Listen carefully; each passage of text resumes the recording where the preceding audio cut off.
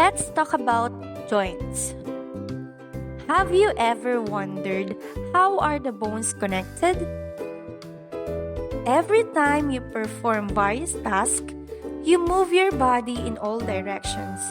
You twist, bend, reach, and grip. You can move in all these ways because your bones connect at places called joints. There are 5 types of joints in our body. Number 1 is ball and socket joints. You can find these joints on your shoulder and hips.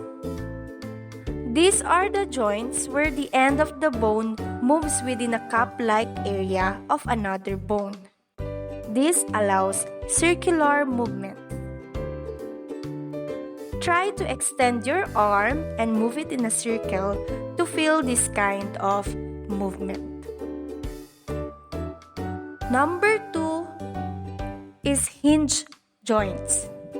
Your elbows, knees, fingers, and toes contain hinge joints. They are joints that move like hinges on a door.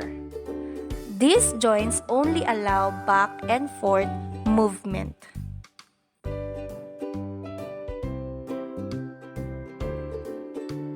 Next is gliding joints.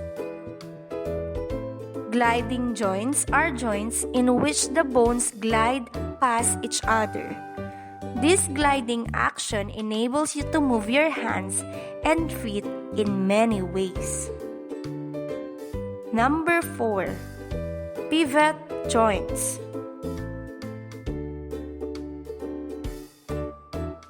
These are joints where bones can rotate around each other. Examples of these are vertebrae, fingers, knees, and ankles.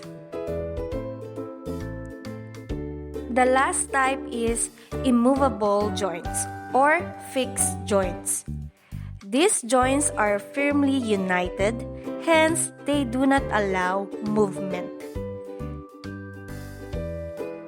The suture joints in your skull are the examples of these.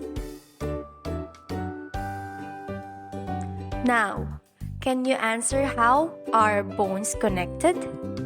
Bones are connected through joints. And in our body, we have 5 types of joints.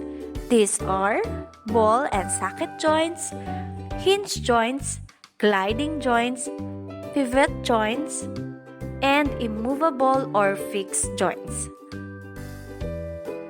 That would be our lesson for today. Thank you and God bless.